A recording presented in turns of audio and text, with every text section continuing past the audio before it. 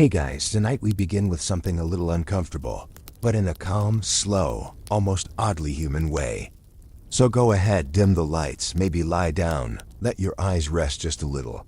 There's no rush here, no loud battles, no dramatic music swelling in the background, just a quiet walk through history. And the people who, at one moment or another, decided they'd had enough of war. Because tonight, we're not talking about heroes charging forward with flags flying. We're talking about the ones who paused, looked around, and quietly thought, actually, no. And strangely enough, that decision, turning away from the battlefield, has always made people very, very nervous. Now when we think of soldiers in history, we tend to imagine them as these steady, unshakable figures. Brave, loyal, probably standing in a strong wind for some reason. But in reality, most soldiers were just people, very normal people. Farmers, blacksmiths, teenagers who were handed a spear and told, "Good luck." And when those people found themselves staring across a muddy field at hundreds of thousands of other armed individuals who were also not thrilled to be there, well, things got complicated. Because courage, as it turns out, is not a permanent setting. It's more like a flickering candle. Sometimes it burns bright, and sometimes it quietly goes out when the arrows start flying. In ancient armies, especially, fleeing the battlefield was less of a rare event and more of an awkwardly common one. Commanders liked to pretend it didn't happen, of course. They wrote speeches about honor and glory. They gave inspiring talks about standing your ground. But then the actual battle would begin, and suddenly entire sections of the army would just drift away.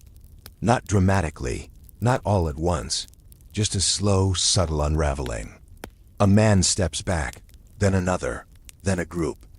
And before long, what was once a proud formation becomes a kind of confused migration in the opposite direction.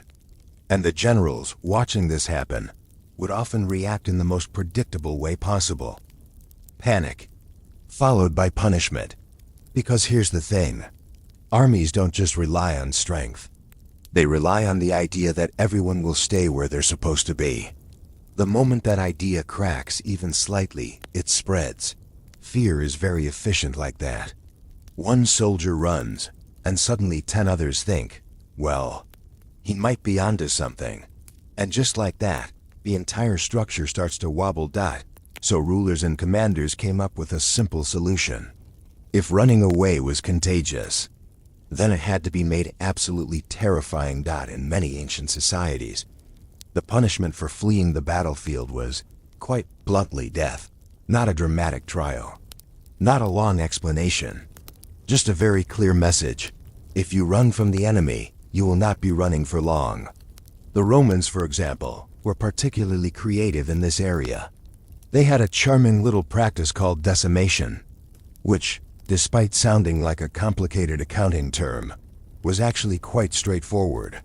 If a unit showed cowardice, they would divide the soldiers into groups of 10, and then execute one man from each group, chosen randomly, which meant that even if you personally stood your ground, you might still be punished because someone else didn't. A system that really encouraged teamwork, in the most unsettling way possible. And yet, even with these harsh rules, soldiers still fled. Because no amount of punishment could fully override that very basic human instinct, survival. When the noise became too loud, when the ground shook, when the person next to you suddenly wasn't standing anymore, the mind had a way of simplifying things. Not honor, not glory. Just get out. And so they ran, not because they were villains, not because they lacked character, but because, in that moment, they were human. Let's drift a little further into the medieval period, where things somehow became both more structured and more chaotic at the same time. Armies were often made up of a mix of knights, mercenaries, and conscripted peasants, which is a polite way of saying people with wildly different levels of enthusiasm for being there. Knights might stay and fight, mostly because their entire identity was wrapped up in it. Mercenaries might stay, depending on how well they were being paid that day. And peasants, well, Peasants tended to have a very strong attachment to not dying in someone else's argument. So when battles started going badly, it was usually the least invested soldiers who made the first move. A quiet step back, a glance over the shoulder, and then a gentle but determined exit. Commanders, of course, noticed this pattern, and they responded in ways that were, again, not exactly subtle. Some armies placed soldiers in tight formations where leaving was physically difficult. Others stationed officers behind the lines, not to encourage the men, but to make sure they didn't leave. In some cases, retreating soldiers were met with their own side's weapons, which created a slightly awkward situation where you were being pushed forward by one threat and pulled back by another. It was less of a battle and more of a very stressful negotiation with mortality. But even then, even with all these measures, the battlefield remained unpredictable, because fear doesn't follow orders. It doesn't respect hierarchy. It doesn't care about banners or titles. It just moves quietly, quickly, from one person to another. And once it takes hold, it's very difficult to contain. So soldiers fled, sometimes alone, sometimes in groups, sometimes in full, chaotic waves that turned organized armies into something closer to a very panicked crowd. And what happened to them afterward? Well, that depended. Sometimes they were caught, and the consequences were exactly as harsh as you'd expect. Public executions, harsh punishments meant to serve as examples. A very clear message to anyone else who might be considering the same choice. But other times, they simply disappeared.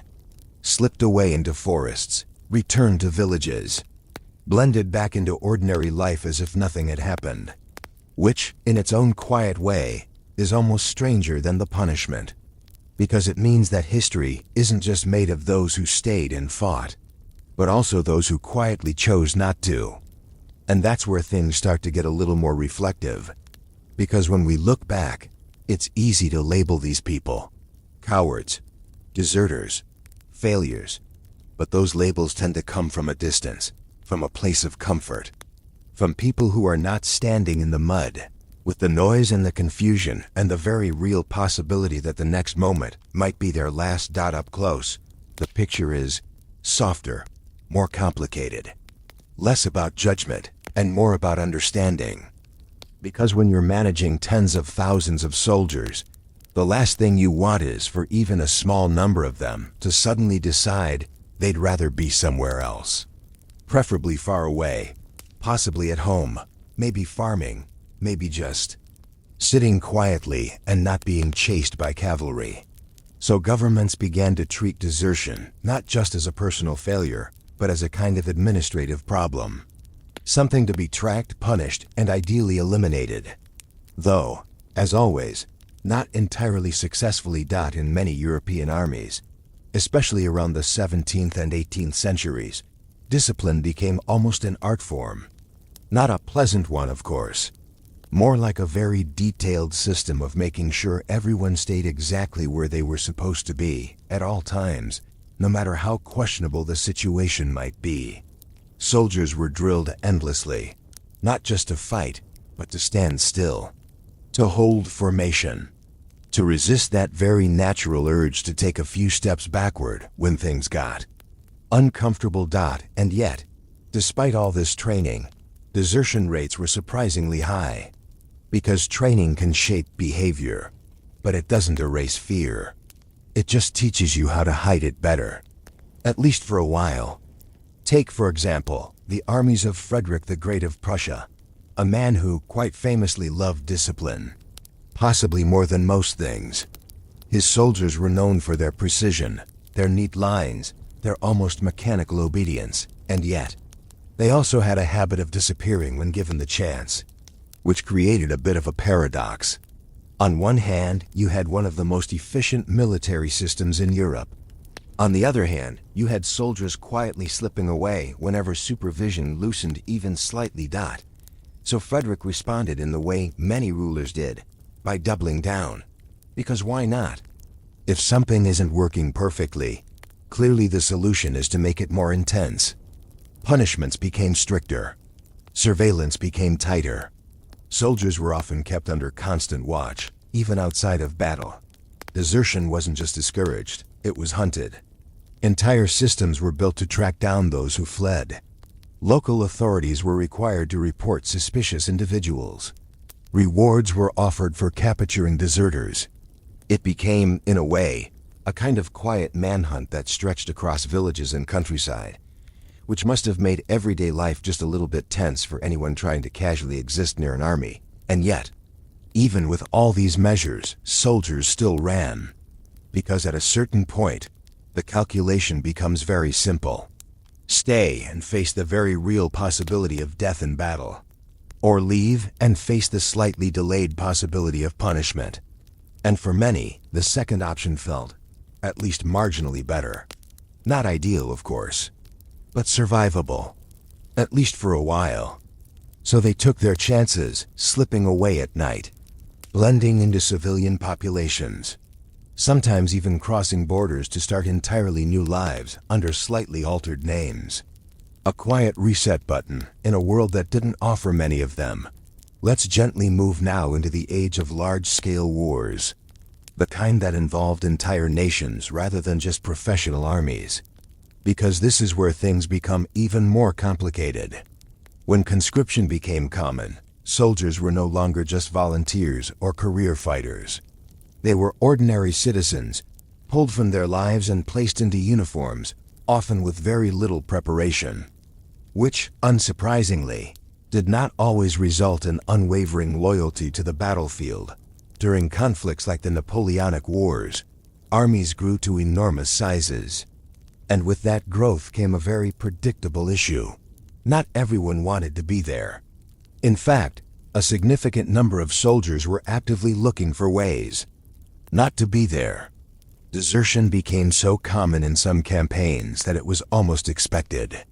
Commanders would plan for it, adjust their numbers accordingly, as if losing a portion of your army to quiet exits was just another logistical detail. Like food supplies, or weather conditions. Which says a lot about how normal this behavior had become. Napoleon himself, despite his reputation for brilliance, struggled with this problem. His armies were powerful, yes, but they were also made up of individuals who, at the end of the day, had their own limits. Long marches, harsh conditions, endless battles, it all added up.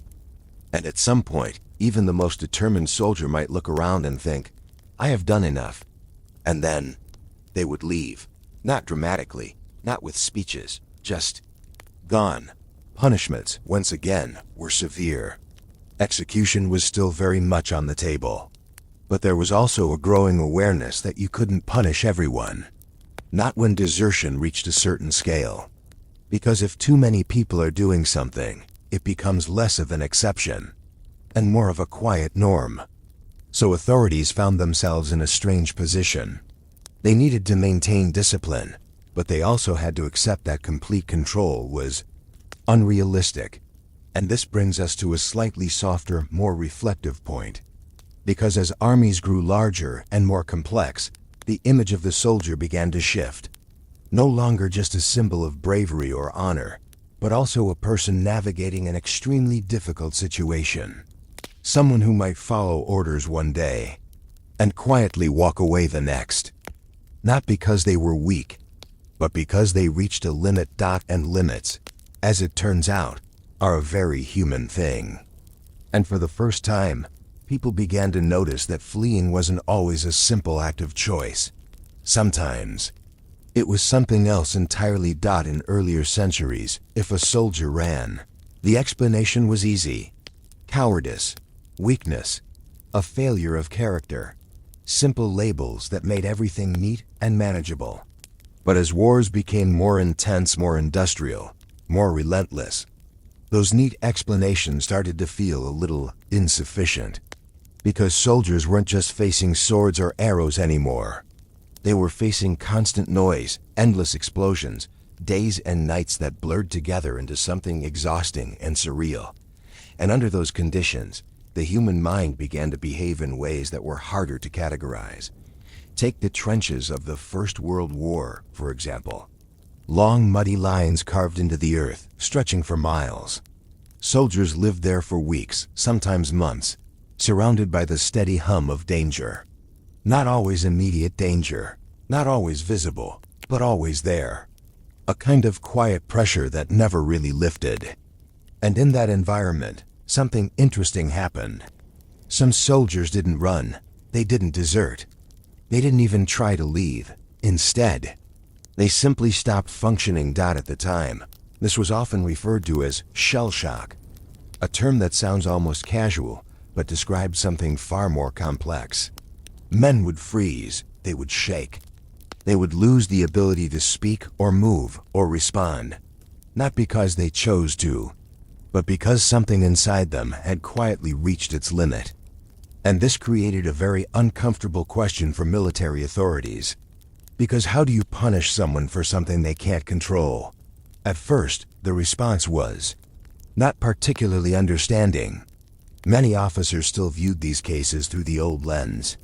If a soldier wasn't performing his duty, then clearly he was failing. And failure, as always, required correction.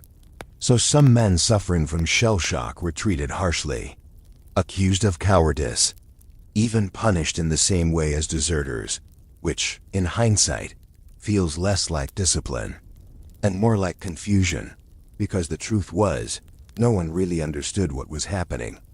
Psychology, as a field, was still developing. The idea that the mind could be injured, just like the body, was not yet widely accepted. So when soldiers broke down without visible wounds, it didn't fit neatly into the existing system. And when something doesn't fit, people tend to force it into a category anyway. But over time, as the numbers grew, it became harder to ignore. Too many soldiers were experiencing the same symptoms. Too many were collapsing in similar ways. And slowly, very slowly, a shift began. Not a dramatic one. Not a sudden moment of clarity. Just a gradual realization that maybe, just maybe, not everyone who stepped back from the battlefield was making the conscious decision to do so. Sometimes they simply couldn't continue. Meanwhile, desertion itself didn't disappear. Not at all. In fact, during large-scale conflicts like World War I, it remained a persistent issue. Soldiers still slipped away when they could. Still made quiet calculations about survival. The difference was that now, those decisions existed alongside something deeper. A growing awareness that the line between choice and necessity was not always clear, which made everything a little more complicated. Let's gently move forward into World War II, where the scale of conflict expanded even further. Entire continents were involved. Armies numbered in the millions. And once again, soldiers found themselves in situations that tested their limits in ways that were difficult to fully describe. And once again, some of them left. In some armies, desertion was dealt with in the same familiar ways. Strict discipline, severe punishment. The idea that fear could be controlled through consequences.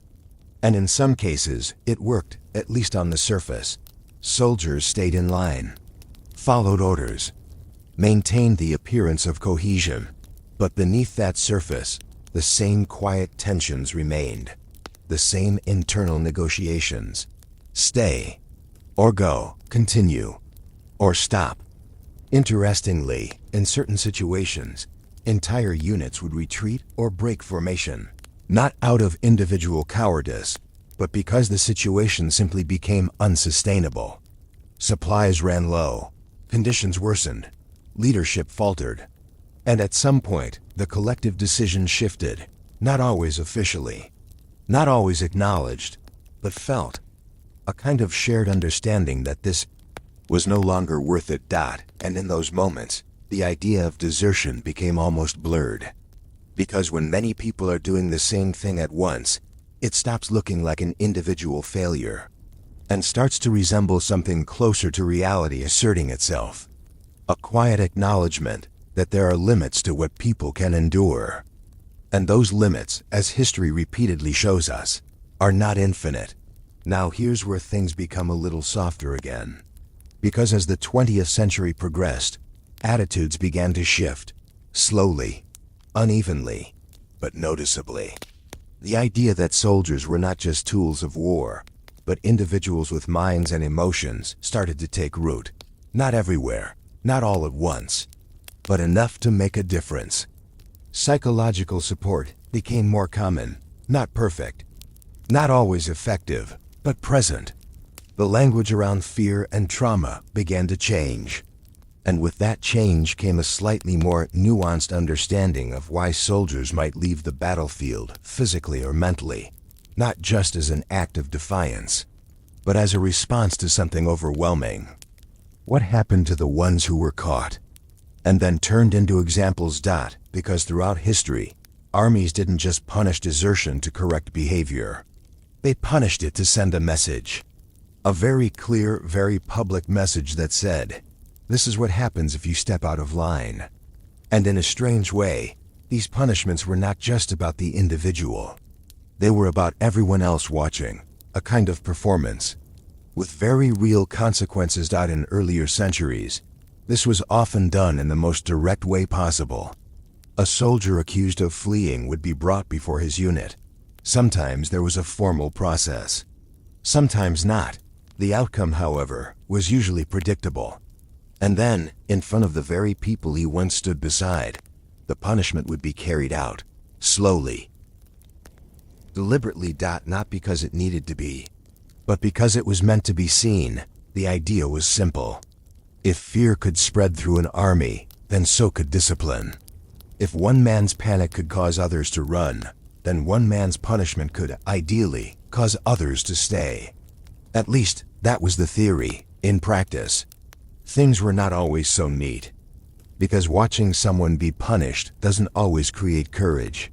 Sometimes it just creates a different kind of fear, a quieter one. Less about the enemy, and more about your own side. Let's drift for a moment into the British Army during the First World War. A place where discipline was taken very seriously, and where the pressure to maintain order in the trenches was constant. Over the course of the war, hundreds of soldiers were executed for desertion, cowardice, or related offenses. Many of them were very young. Some were barely more than teenagers. And in many cases, their stories followed a similar pattern. Long periods at the front, exhaustion, confusion, moments where something inside them simply gave way, and then a decision to step back, to leave, to try, even briefly, to escape something that felt unbearable. Which, unfortunately, was exactly the moment when the system stepped in. Trials were often quick. Not necessarily careless, but certainly efficient. There was a war to fight after all. Little time for lengthy deliberation. And once a sentence was decided, it was carried out with the same steady rhythm that defines so much of military life. Orders given, actions taken. No unnecessary delay. And then, silence. What makes this part of the story particularly difficult is that, at the time, many people believed this was necessary. Not cruel, not excessive, but required. Because the alternative, the idea that soldiers might begin to leave in large numbers, felt far more dangerous. So the logic became very practical. Harsh, but practical. Sacrifice a few to keep the many in place. A calculation that feels cold, but was, in their minds, rational. And yet, even as these punishments were carried out, there were always small moments of hesitation. Officers who quietly questioned the decisions. Fellow soldiers who watched with a kind of distant unease. Letters written afterward, filled with careful words and unfinished thoughts. Because even in systems built on discipline, people still noticed when something didn't feel entirely right. Let's gently shift again, this time to other armies facing similar challenges. Because this wasn't limited to one nation or one conflict. Across different countries and different wars, the same patterns appeared. Desertion, followed by punishment, followed by the hope that this would somehow stabilize everything. Sometimes it worked, at least temporarily. Soldiers stayed in line. Orders were followed. The structure held. But beneath that surface, the same questions remained. Quiet, persistent, difficult to fully answer. And here's where things take a slightly softer turn again.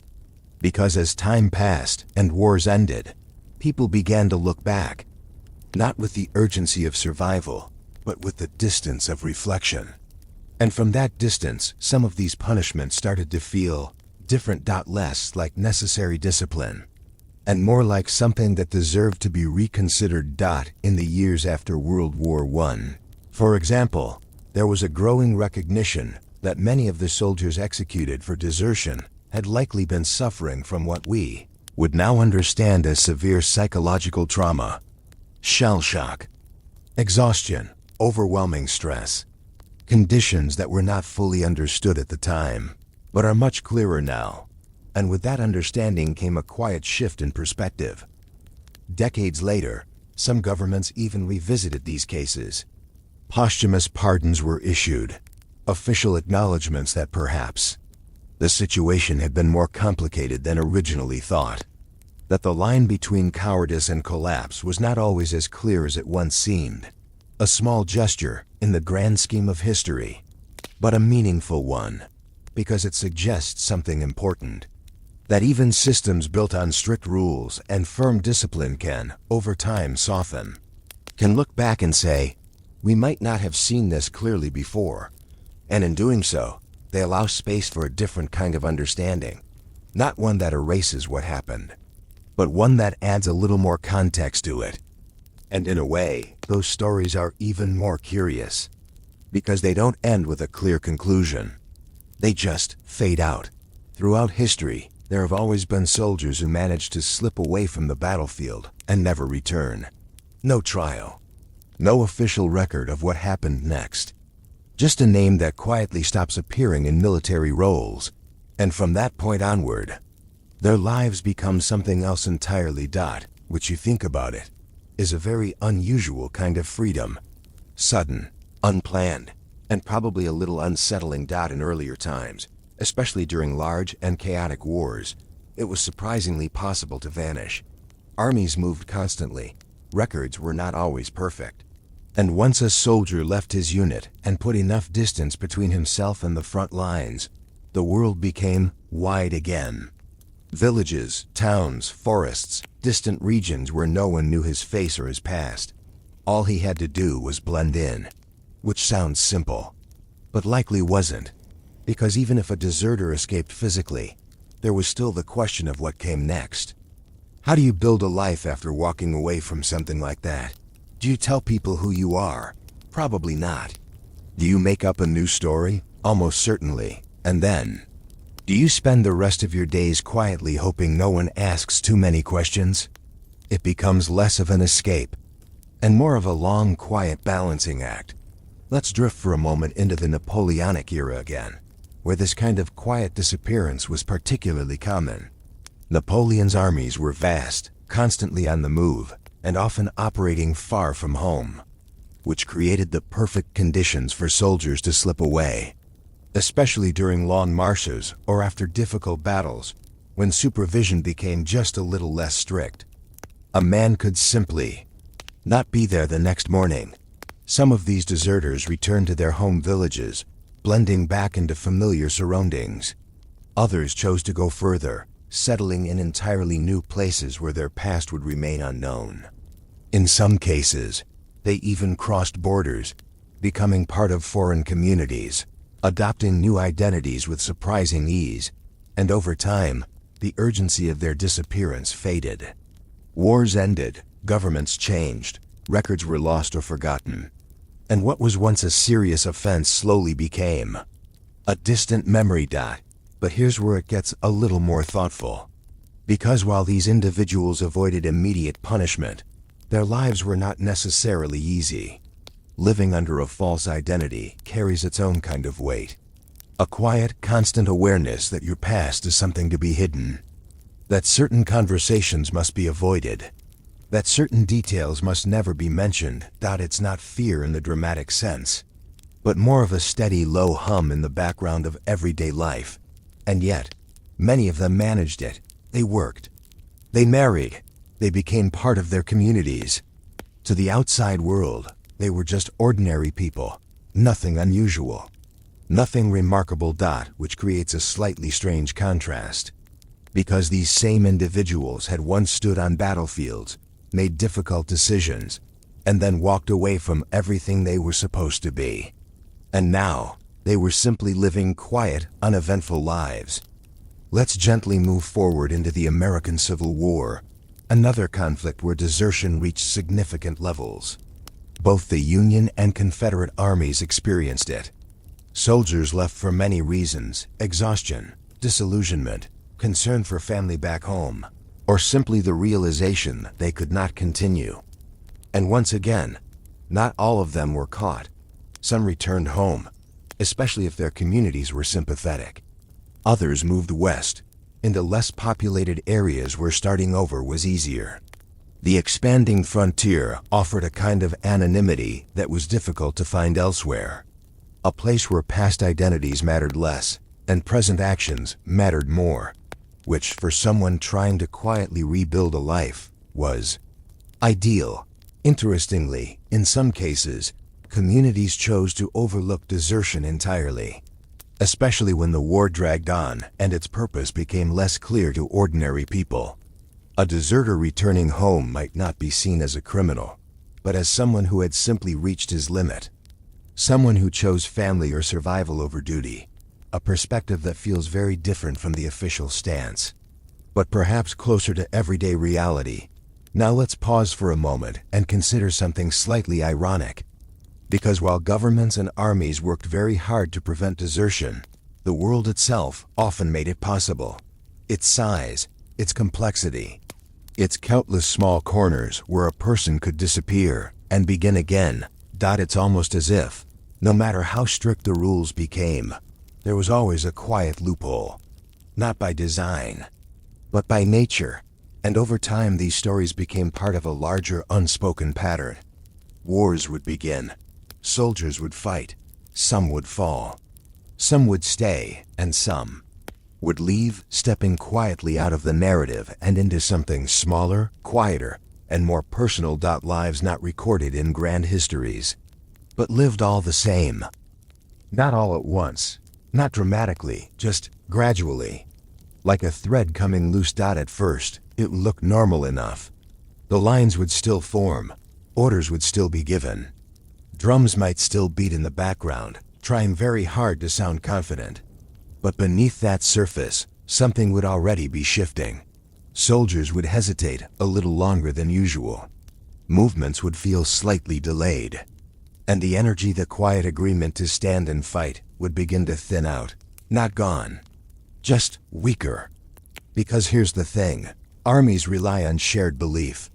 Not just belief in victory, but belief that everyone else is going to stay. The moment that belief starts to wobble, everything else follows. One group begins to pull back, not out of panic, but out of uncertainty. Another group notices. They adjust. And before long, the entire structure starts to move in ways that were never officially ordered. A kind of silent coordination. In the opposite direction. Let's gently move to the later stages of long wars, where this phenomenon becomes more common. Because time, as it turns out, is not always kind to armies. The longer a conflict drags on, the harder it becomes to maintain that steady sense of purpose.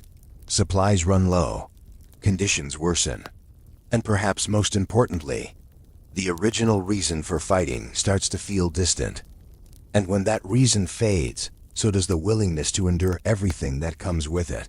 During the later years of the Napoleonic Wars, for example, many of Napoleon's once loyal troops began to show signs of this quiet fatigue. Not open rebellion, not outright refusal, just a slow decline in cohesion. Soldiers would lag behind during marches. Units would arrive late, or not at all. Small gaps would appear in formations where men had simply not kept up, and over time those small gaps became harder to ignore. Something similar can be seen in the final stages of many large conflicts. World War I, for instance, saw moments where entire units became less responsive to orders. Not because they were openly defying authority, but because they had reached a point where continuing felt almost impossible. The famous mutinies in certain armies were not always loud or violent. Sometimes they were quiet refusals. Soldiers staying in place instead of advancing. Choosing stillness over motion, a kind of silent protest, without words. And this is where the idea of fleeing the battlefield becomes a little more blurred. Because when a single soldier runs, it's easy to define. But when hundreds or thousands begin to disengage slowly, subtly, it becomes something else. Less about individual choice, and more about a shared realization that the situation has reached its limit. Commanders, of course, struggled with this, because traditional methods of discipline don't work as well when the issue isn't isolated. You can't punish everyone. You can't enforce fear on a scale that large without risking complete collapse. So they found themselves in a difficult position, trying to hold together something that was already beginning to come apart, and often doing so with diminishing success. Let's drift now to the Eastern Front during World War I and later conflicts, where conditions were especially harsh. Long distances, extreme weather, limited supplies, all of it added up. And under those circumstances, entire sections of armies would sometimes begin to drift away. Not in organized retreats, not even in coordinated actions, just groups of men deciding, one after another, that they could not continue. And once that decision spread, it was very difficult to reverse. What's interesting is that, in these moments, fear doesn't always look like panic. It looks like exhaustion, like quiet resignation. Soldiers sitting down instead of moving forward. Looking at each other, not with urgency, but with a kind of shared understanding. No words needed, just a subtle agreement that this is enough. And when that feeling takes hold across a large group, it becomes something powerful. Over time, historians began to recognize these patterns not as isolated failures, but as part of a larger human response to prolonged stress and hardship. Armies are made of individuals, after all. And when enough individuals reach their limit at the same time, the entire system begins to reflect that. Not through dramatic collapse, but through slow, quiet disengagement. And here's where things become just a little reflective again. Because these moments challenge the way we think about strength and discipline. They remind us that even the most organized, well-trained forces are still subject to very human limits. That no amount of structure can completely override the basic need to stop when something becomes too much. A simple idea, but one that history repeats again and again. Now let's gently move into the final stretch of this story. A place where the noise of battle has faded, the smoke has cleared, and the world has begun to settle back into something resembling normal life, at least on the surface. Because when wars end, armies disband, and soldiers return or don't, the question of those who fled the battlefield doesn't simply disappear. It lingers, quietly, in records, in memories, and sometimes in silence, because not every story gets a proper ending. For those who were officially recorded as deserters, the aftermath could be complicated. Some remained marked for years, even decades. Their names listed in documents, their actions noted in ways that followed them long after the fighting stopped. In certain cases, returning home was not as simple as walking back through the door. There were questions, suspicion, a sense that something had been left unfinished, and yet, life still had to continue. In other situations, especially after particularly large or exhausting wars, governments quietly softened their stance. Not always publicly, and not always immediately. But over time, there was often a kind of unspoken understanding that too many people had been involved. Too many had struggled, and too many had reached their limits for strict enforcement to continue forever. So records faded, pursuits slowed, and some past actions were gently overlooked. Let's drift for a moment into the period after World War I and World War II, where entire societies were trying to process what had just happened. These were not small conflicts with clear boundaries. They were massive, overwhelming events that touched nearly every family in some way. And in that context, the idea of judging every individual decision became more difficult. Because when millions have been through something intense, the line between right and wrong often becomes less rigid. Some deserters were eventually reintegrated into society without much attention. They found work, built families, and lived out their lives in relative quiet. Their past remained part of them, of course, but it was not always something that defined their future. In many communities, especially those that had seen the realities of war up close, there was a certain level of empathy, not always spoken, but present. At the same time, there were others whose stories remained more complicated. Individuals who carried a sense of guilt or uncertainty, or simply unanswered questions about their choices, not because someone was constantly reminding them, but because memory has a way of doing that on its own, a quiet reflection that doesn't demand attention, but never fully disappears either. And then there are the cases that history revisited much later, the ones we touched on before, where governments and institutions looked back at past punishments and began to reconsider them. Soldiers who had been executed or harshly judged were, in some cases, posthumously pardoned. Official statements acknowledged that the conditions they faced were not fully understood at the time. A kind of delayed recognition. Arriving years, sometimes decades, too late. What's interesting about these moments is not just the act of pardon itself, but what it represents. A shift in perspective. A willingness to say that perhaps the situation was more complex than it once appeared.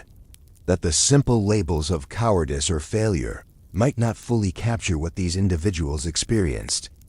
And in that acknowledgement, there's a subtle change in how the past is remembered. Now, as we slowly bring all of this together, it's worth noticing something that has quietly run through the entire story. From ancient battlefields to modern wars, from individual decisions to collective moments of withdrawal, the act of fleeing has always existed alongside the act of staying. Not as its opposite, exactly, but as part of the same human experience. Two different responses to the same overwhelming situation. Because at the end of the day, soldiers were never just symbols. They were people placed in extraordinary circumstances, asked to endure things that were often far beyond ordinary life. And while some stood their ground, others stepped away. Not always for the same reasons, not always at the same moment, but always within that same shared reality. A reality that was, at times, simply too much. And perhaps that's the quiet takeaway here. Not a lesson in judgment, or a clear conclusion about what was right or wrong, but a softer understanding that history is made up of individuals, each navigating their own limits in their own way. Some stayed, some fled, some broke in ways that weren't visible at first. And all of those experiences existed side by side. So as you rest there, listening, letting these thoughts settle in, we can gently close this chapter. The battlefields are empty now. The noise has faded. And what remains are these quiet stories moving slowly through time, reminding us that even in the most structured, disciplined systems, there's always room for human complexity, and sometimes that complexity simply chooses to walk away. Executioners. The people everyone whispered about in alleys, the ones parents used to scare their children into obedience, and yet, the ones the courts couldn't actually do without. Their lives were an odd mixture of prestige and disgust, proximity to power and social exile. Imagine holding the ultimate authority over life and death, yet being treated as if you were contagious. It's like being a VIP at the royal table. Except nobody wants to sit near you. In medieval Europe, the role of the executioner often became hereditary. Fathers passed down the axe, the block, or the ropes to their sons, and occasionally daughters. Because why reinvent the wheel when you've got a perfectly well-trained family ready to make your kingdom safe, or at least compliant? Executioners were technically professionals, but socially, they were closer to lepers than courtiers. Some towns forced them to live on the outskirts, near the city gates, where they could hear the chatter of ordinary folk but never quite join it. Take, for instance, the French executioners of the 16th and 17th centuries. The Sanson family held the post for generations.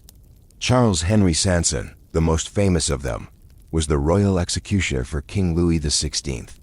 Charles Henry's job, naturally, was to decapitate people with efficiency and a strange kind of flair. He claimed to have performed over 3,000 executions in his lifetime. Imagine having that on a resume. Skills, diplomacy, tax collection, decapitation. Somewhat oddly, the Sansons were well respected by the monarchy, yet shunned socially, which meant they spent their evenings at home practicing flower arranging or knitting. Because what else does one do when your neighbors won't come over for tea? Interestingly, executioners were often the only people legally allowed to perform certain acts of violence. Torture, for instance. If the court decided someone needed to be encouraged to talk, it was the executioner's hands that applied the straps, the wedges, the thumbscrews. Of course, they had training and sometimes manuals, but still, the job required a particular skill. To be both brutal enough to get results and detached enough not to dwell on it later, which is a rare combination of emotional intelligence and apathy. Germany had a similar fascination with the hereditary executioner. The Scharfrichter, literally sharp cutter, family names echoed through history like a grim echo of inevitability. One notable German executioner, Franz Schmidt, lived in the 18th century and was, by accounts, unusually fast with the sword. He was also exceptionally paranoid. He insisted on carrying charms, talismans, and protective amulets, likely because he spent most of his life thinking about death in both his work and, oddly enough, his personal life. This dual awareness of mortality made many executioners oddly superstitious, which in itself is not the kind of personality trait you want in someone responsible for putting heads on spikes. Yet for all their strange notoriety, executioners could sometimes achieve wealth, or at least stability. Royal courts paid well, and the work, although socially isolating, had clear boundaries. Unlike soldiers, they didn't get killed in battle. Unlike peasants, they didn't starve in the fields. Instead, they had a peculiar kind of security. People hated them, yes, but they also feared them, and fear, in historical societies, is a surprisingly solid currency. In England, executioners like Richard Brandon, who is rumored to have executed Charles I, also enjoyed a complicated mix of fame and anonymity. Brandon supposedly hated public attention, which is ironic since his job demanded crowds. Crowds were the centerpiece of executions, whether for spectacle, justice, or the king's satisfaction. Imagine being simultaneously the most infamous and most invisible person in a room of hundreds. That tension shaped entire lifetimes, and some executioners developed a quiet, almost hermit-like personality to cope. Let's float over to Scandinavia for a moment. Executioners there also inherited their position, but the cold climate seems to have influenced their lifestyle in odd ways. They often lived in stone houses with heavy wooden doors, away from towns. Neighbors left offerings, gifts, or occasionally vegetables at their doors. It was a practical measure. Keep the executioner fed, because someone needed to exist to perform unpleasant duties. Yet the gifts were never quite enough to erase the social stigma. The executioner remained simultaneously respected, feared, and socially invisible. The implements of their trade were as much symbols as tools. The axe, the sword, the block, they were instantly recognizable icons. In some towns, a new executioner was paraded through the streets with his equipment, not unlike a bride being shown off at a wedding. Except, of course, that the public celebration was tempered by relief that their heads were still attached. There was an odd theater to it, a dark performance of civic order. Executioners also had peculiar rights. In some French villages, they could drink at taverns for free, or claim certain animals from townsfolk. Such privileges acted as compensation for social isolation. Yet, they rarely mingled with the upper classes. Nobles might respect the job, but they did so at a distance. Courtiers might politely nod, and then turn to whisper jokes behind the executioner's back. This created a life of quiet contradictions. Authority, yet ostracism. Prestige, yet fear. Wealth, yet solitude. Sometimes, the family of an executioner fared no better. Daughters and sons were tainted by association. Marriages outside the executioner class were rare. Neighbors might avoid playdates, invitations, or even casual conversation. The children grew up in liminal spaces, knowing their family had an essential societal role, yet understanding instinctively that they were pariahs. Many learned to be silent observers, watching life from behind windows or the edge of gatherings, their own social participation perpetually curtailed. Religious institutions had an ambivalent relationship with executioners. Churches often accepted them begrudgingly, allowing confession and last rites, but sometimes forbade burial in consecrated grounds. Death was their business, yet the afterlife was a murky topic. In some cases, executioners adopted a hyper-religious lifestyle, attending services multiple times a day, likely as a coping mechanism, or perhaps as penance for merely existing. The irony of the role extended to lifestyle choices. Many executioners were meticulous about cleanliness, hygiene, and diet. Perhaps it was an attempt to reclaim some control over life while constantly dealing with death. Baths, gardens, elaborate meals. They invested in mundane pleasures that the public could enjoy freely but were denied to executioners emotionally, if not practically. It was a quiet rebellion against the way society had defined them. In Ottoman lands, executioners were often slaves or converts who found themselves in positions of terrifying influence. Their proximity to sultans could allow wealth and power rarely available to commoners, but social standing remained ambiguous at best. Executioners could be trusted confidants, yet also disposable instruments of state justice. Their personal lives were necessarily regimented and isolated, structured around their deadly duties. Interestingly, some executioners became writers, chroniclers, or memoirists, perhaps because they had a unique perspective on mortality and human behavior. Charles Henry Sanson, for example, left records that detailed not just executions, but his own reflections on society. His accounts are dry, precise, and occasionally wry, with hints of boredom and subtle amusement. There's a rare literary talent that arises from intimate familiarity with the finality of life, a perspective few possess. Executioners also had unusual hobbies. Some practiced marksmanship, others dabbled in surgery, botany, or mathematics. There's a kind of logical, methodical mind required for their work, and it often spilled over into peaceful pursuits. One could imagine an executioner gently tending to flowers while contemplating the structural integrity of his axe. It's oddly calming, in a morbid way. In Japan, executioners, usually samurai class or affiliated with temples, maintained a similar duality. They were trained in ritualized killings, yet spent much of their lives in meditation, calligraphy, or tea ceremonies. Their work was violent, yes, but their lifestyle cultivated serenity. This duality, perhaps more than in Europe, reflects a cultural attempt to reconcile societal necessity with personal morality. Public perception, however, remained a constant burden. Executioners were objects of fear, rumor, and dark humor. Children feared them, poets wrote cautionary tales about them, and storytellers gave them grotesque features in ballads. Yet, all of these stories amplified the executioner's importance. People joked, yes, but their jokes admitted a truth. The executioner existed at the very edge of life and law, and you did not want to meet him professionally. Some executioners cultivated eccentric personalities to cope with social exclusion. They dressed flamboyantly, spoke in peculiar dialects, or adopted dramatic routines. Oddly, these quirks sometimes softened public perception, creating a blend of fear, respect, and fascination. An executioner who could make a child laugh, or at least not cry, might gain grudging acceptance in the margins of society. By the 18th century, executioners were evolving in response to social pressures. Cities became larger, judicial systems more formalized, and the need for spectacle lessened. Executioners shifted toward more discreet methods, gallows hidden behind walls, quick beheadings with minimal crowd observation, and a professional distance that replaced theatrical display.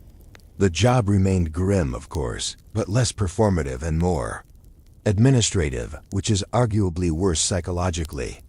Finally, despite all the isolation, fear, and peculiar social rules, executioners remained indispensable.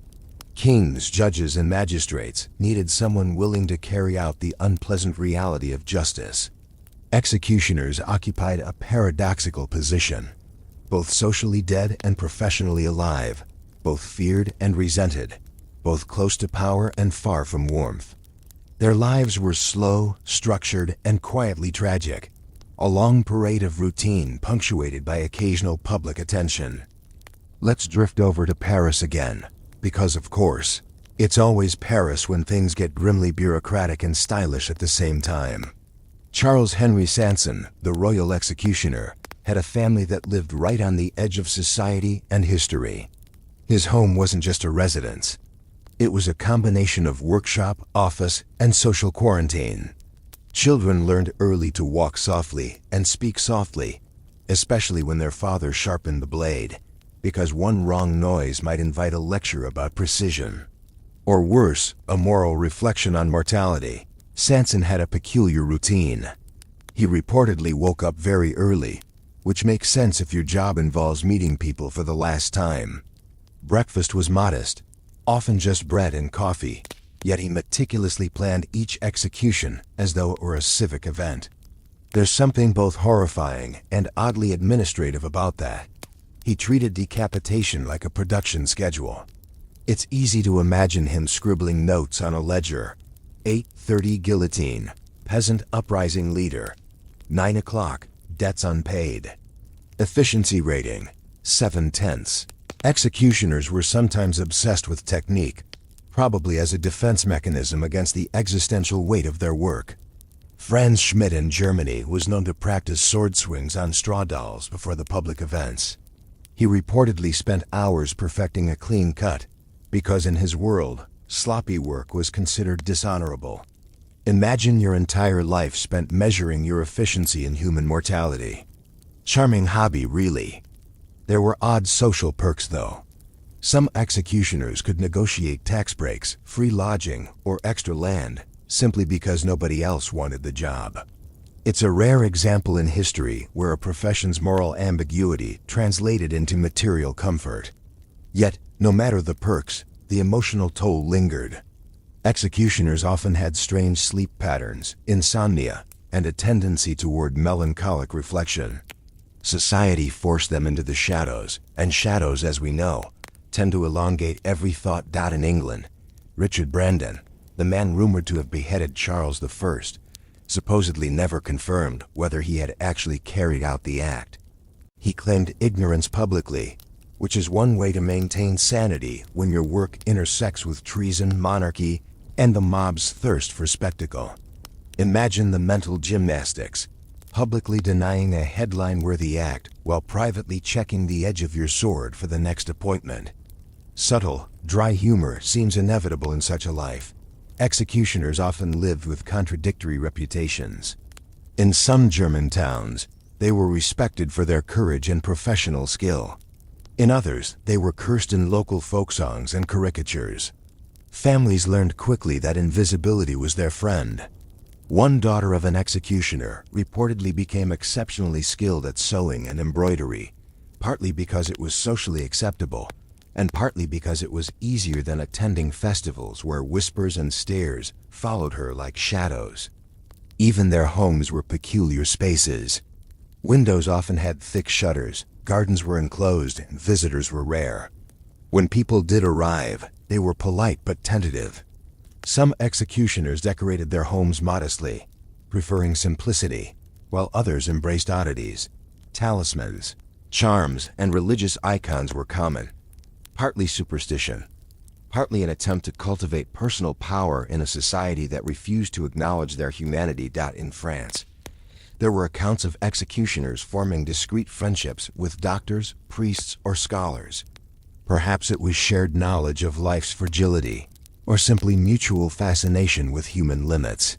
One contemporary observer noted that executioners often asked questions about anatomy, disease, and medicine, not morbidly, but academically, as if their constant presence at the edge of death encouraged curiosity rather than despair. The psychological side of being an executioner is hard to ignore. Charles Henry Sanson reportedly meditated on the consequences of his work, praying for victims privately, and sometimes writing letters to family members about the moral weight of his profession. There's an almost literary quality to this. The executioner as chronicler of mortality, observer of human foibles, and reluctant participant in history's darkest civic duties. Executioners were occasionally celebrities, but a very grim kind. Crowds would gather, not for their personality, but for the inevitability of their work. Children might peek from behind barrels, adults might whisper bets on efficiency or style. In some ways, executioners performed both law and theater simultaneously. Their daily lives were regimented, yes, but punctuated by moments of public attention that could be oddly affirming, even if it came at the expense of social comfort. In Scandinavia, executioners sometimes doubled as town officials. They collected fines, enforced local ordinances, or administered punishments for minor crimes. This dual role added complexity. In one hand, they held instruments of death, in the other, ledgers and paperwork. It's hard to imagine a modern workplace with that kind of cognitive dissonance. Yet for executioners, it was routine. Bureaucracy and brutality coexisting in an unsettling harmony. Japanese executioners, particularly during the Edo period, were often tasked with ritualized methods like beheading or crucifixion, yet their personal lives could be surprisingly calm. They engaged in tea ceremonies, calligraphy, and meditation. Their lives illustrate a cultural attempt to reconcile duty with peace of mind. Public work was violent, private life contemplative, a duality that some European executioners might have envied from afar. If they had traveled and not been bound by social exclusion. It's worth noting that executioners had peculiar financial advantages. Because few wanted the job, the position came with perks, higher pay, tax exemptions, and occasionally, property grants. Yet money rarely mitigated social isolation. Executioners were simultaneously important and peripheral, earning well, but unable to cross the invisible line into social normalcy. It's a strangely lonely kind of wealth. Some executioners developed eccentric habits to fill social voids. They collected clocks, practiced intricate handwriting, or cultivated rare plants. These hobbies provided a sense of control and beauty, counterbalancing the grim reality of their work. Imagine tending a delicate bonsai while preparing for a scheduled execution. There's an almost zen quality to that tension. Life in its minutiae, death in its inevitability. Children of executioners often inherited curiosity and precision.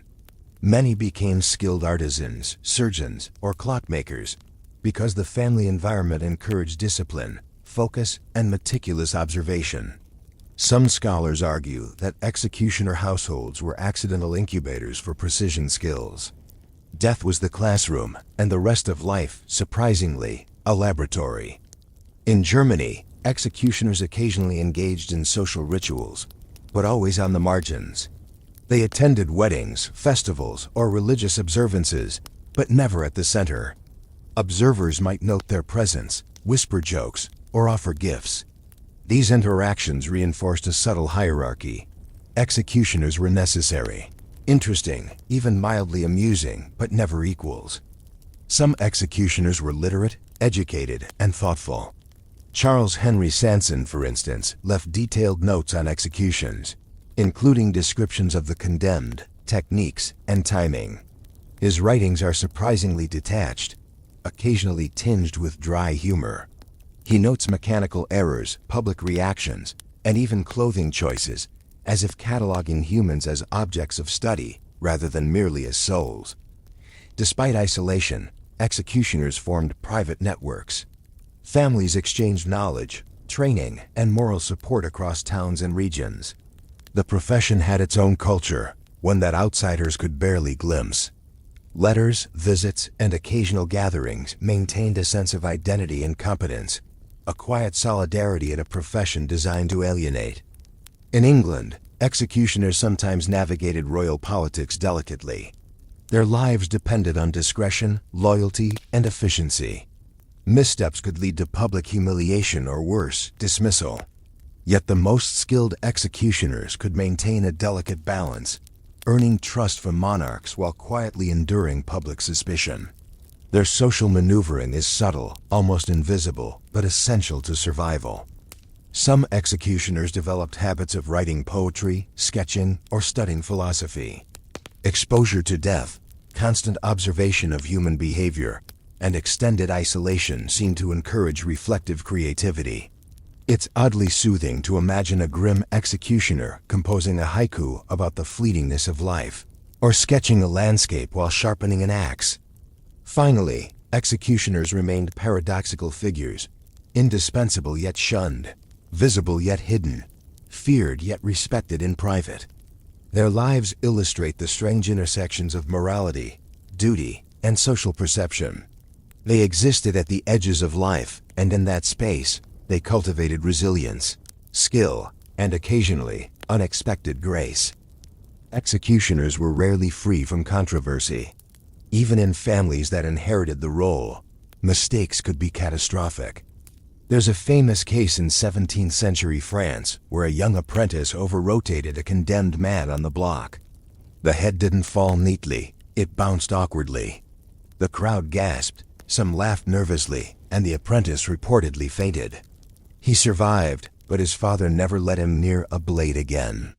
Such incidents were rare, but terrifyingly memorable, because executioners were always judged by precision, and public failure was humiliating as well as morally complicated. Some scandals involved bribery, though, of course, subtlety was essential. In certain German towns, executioners allegedly accepted payments to make sentences less painful or to delay execution slightly. Nothing too extreme, just enough to demonstrate a certain human empathy, perhaps. Yet when the public discovered such arrangements, outrage was swift. Executioners existed to be impartial instruments of law, not negotiators of morality. Even minor deviations could threaten family reputations for generations. Execution rituals themselves were often bizarre, particularly when symbolism was involved. In some regions of France, condemned criminals were executed on specific days aligned with religious calendars. The act was less about spectacle and more about cosmic order, at least according to contemporary clergy. Executioners had to learn the intricate rituals, how to position the body, the angle of the axe, the precise timing of bells. Some executioners reportedly became quite obsessed with these ceremonial details, as if precision could somehow absolve the moral burden of their work. England had its share of ceremonial oddities too. Public hangings sometimes included a platform for a poet or town crier to recite moral lessons while the executioner prepared. The condemned would be shuffled forward, sometimes gagged, sometimes not, while the executioner performed quietly, almost like a stagehand backstage. It created a strange theater of justice where the executioner was both performer and invisible technician. In Scandinavia, executioners occasionally engaged in rituals meant to protect themselves from the spiritual repercussions of their work. They might carry charms, recite prayers, or sprinkle holy water on the instruments before use. Death was their trade, but superstition softened it, a reminder that even professional hands trembled at the idea of cosmic judgment. These rituals were rarely publicized, but records suggest that executioners took them seriously, as a psychological shield in a world that both needed and feared them. In Japan, executioners also performed in carefully choreographed ways, particularly during ritual decapitations. The condemned often wore ceremonial garments, and executioners followed precise cutting sequences to minimize suffering and ensure ritual purity. Some executioners became almost meditative in their approach, treating the act as a solemn duty rather than merely a violent task. It's an oddly calming image if you let your mind float into it. A sharp blade, a steady hand, and the soft discipline of ritual. Executioners could also be embroiled in political intrigue. One famous German executioner allegedly refused to execute a nobleman accused of treason, claiming technical difficulties with the block. Whether this was bravado, caution, or fear, the incident sparked rumors and forced higher authorities to intervene. Even an executioner's discretion could become a political statement, because the act of taking life was also an act of power, whether they wanted it or not. Families of executioners sometimes had scandals of their own. Children or spouses caught flirting with the social elite could cause tension, because society insisted on boundaries. A daughter marrying a local merchant might provoke whispers. A son attempting to join a guild could face rejection. Executioner households existed in a delicate tension. Socially visible enough to enforce law, socially invisible enough to maintain ostracism. It was a lifetime of negotiating marginality. The implements themselves sometimes sparked drama. In France, there's a record of a guillotine blade being dull enough to require multiple strikes. Public response was predictably awkward. Murmurs, complaints, and a slight embarrassment for the royal executioner. Yet these small incidents also humanized executioners. Despite centuries of stigma and isolation, they were still mortal, fallible, and subject to everyday accidents. Public fascination was constant. Executioners occasionally became subjects of caricature or folklore. Tales exaggerated their cruelty, their apathy, or their mystical qualities. In some villages, executioners were rumored to have the ability to speak with the dead, a superstition born from the frequency with which they encountered mortality. These stories added layers of myth to an already complex profession. The executioner was real, necessary, and somehow otherworldly. Sometimes, executioners became minor celebrities, or at least infamous figures. Charles Henry Sanson, for instance, had a public persona shaped by both efficiency and discretion. People feared him, yes, but they also respected his precision and composure. The paradox is evident. The more competent an executioner, the more socially isolated they came, because nobody could approach someone who could end life with such calm professionalism. Executioners often developed coping mechanisms that would appear eccentric to outsiders.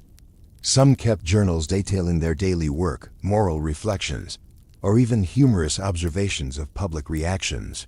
Others painted, sculpted, or collected unusual objects. These hobbies provided an outlet, a small space where death and social ostracism did not dominate their identity. One can almost imagine an executioner sketching a cat while simultaneously measuring the sharpness of his axe. Some cultures ritualized executions so much that the executioner became a minor celebrity of ceremony. In Japan, for instance, highly skilled executioners were sometimes consulted on matters of ritual, timing, and precision beyond their immediate duties. Their work intersected art, discipline, and morality. Public spectacle became performance, and executioners became, unwillingly, the curators of human mortality. In Europe, executioners sometimes faced legal restrictions on their personal lives. They were allowed to marry, yes, but often within a narrow social class. They could own property, but certain civic privileges were denied. This created a liminal existence. Citizens for law, outsiders for society. The paradox again defined them more than their work ever could. Interestingly, despite all the morbid associations, some executioners lived long, quiet lives. Charles Henry Sanson retired, taught his sons, and eventually passed peacefully, having witnessed centuries of societal change. His death was calm, unremarkable, yet emblematic. Executioners were always necessary, rarely celebrated, and quietly endured lives that bridged the macabre and the mundane. Death, both observed and administered, shaped executioners in unique ways. They were hyper-aware of time, mortality, and human frailty. While most people avoided thinking about death too closely, executioners saw it daily, in meticulous detail. Perhaps this gave them a strange clarity, a perspective on life that others could not easily grasp. It's hard to imagine, but there's almost a meditative quality in watching life conclude with precision, again and again. By the 19th century, the role of executioners began to change. Spectacle was reduced, methods were standardized, and public fascination waned. The professional isolation remained, yet the ritual and ceremonial aspects diminished. Executioners transitioned from visible actors in public morality to quiet technicians, maintaining the machinery of justice in increasingly anonymous ways. Yet the social paradox never went away. Executioners remained indispensable, yet marginalized. Feared, yet secretly respected. Professionally alive, socially shunned. It's a strange existence, balancing authority with isolation, moral necessity with societal ostracism. And in that strange balance, executioners occupied one of the most unique, quietly tragic roles in human history. In the end, their lives are not tales of glory or villainy. They are stories of paradox, duty, and quiet resilience. Executioners remind us that some professions exist at the edges of morality and civility, necessary for societal function, yet burdened with unique burdens. Their lives were slow, meticulous, and often solitary, shaped by instruments of death, yet tempered by human reflection, superstition, and occasional humor. And perhaps that is the most fascinating part. Executioners lived close to death, yet they were profoundly human. Behind the block, behind the axe, behind the shadow of fear, there was ordinary life: family dinners, gardens, meditation, hobbies, letters, and thoughts. It's a reminder that even the most feared roles in society can carry ordinary, reflective, and quietly profound lives, if only one looks closely enough. Let's drift gently into the curious world of royal mistresses, shall we? Because, of course, every palace had them, tucked behind velvet curtains, lounging on silken cushions, whispering sweet nonsense to someone with a crown that didn't quite fit. But what happens after the crown loses interest? That, my friends, is where the story turns less glamorous. Mistresses were not exactly set for life, and history is full of them fading away like forgotten embroidery on an old gown. Take, for instance, the endlessly cheerful chaos of France in the 17th century. King Louis XIV, otherwise known as the Sun King, had more mistresses than some households had servants. One of the more prominent, Madame de Montespan, was adored, feared, and elevated beyond reason. She lived in opulent apartments, threw parties that could make Versailles blush, and enjoyed luxuries that might be considered obscene even today. But kings, as it turns out, have notoriously short attention spans. When Louis tired of her, the transition wasn't exactly gentle. Madame de Montespan found herself gradually sidelined, her invitations dwindling, her influence evaporating. She didn't end up on the street. Of course, royalty never quite lets you starve, but her status became a sort of gilded limbo. She would wander halls once thrumming with favor, now greeted politely by servants who knew better than to smile too widely. Meanwhile, in England, things were occasionally harsher. King Charles II, who treated mistresses as both personal amusement and political instruments, had several women who enjoyed bursts of influence and wealth. Barbara Villiers, for instance, was both powerful and indulgent, accumulating land and titles as if royalty were a frequent flyer program. But when the king's fancy moved elsewhere, she was suddenly faced with the unpleasant reality of old age, public scrutiny, and the gnawing sense of obsolescence. She could retire to a comfortable estate, of course, but that's like being dropped off in the suburbs after a lifetime of Parisian nights, quiet, polite, and existentially dull. In some cases, fallen mistresses didn't just fade. They were exiled, sometimes subtly, sometimes dramatically. Catherine Henriette de Balzac d'Entragues, mistress to Henry IV of France, enjoyed a brief period of privilege before intrigue, and the king's boredom pushed her into relative obscurity. She wasn't thrown into a dungeon or publicly shamed, at least not permanently, but she did experience the slow slide of influence and attention. Suddenly, her letters and petitions meant less, her advice was ignored, and the court no longer mirrored her movements. There's a peculiar psychological cruelty in this. You're not punished with chains, just with the gradual disappearance of significance. Then, there's the curious case of Madame de Pompadour, perhaps the most famously cozying up mistress in French history.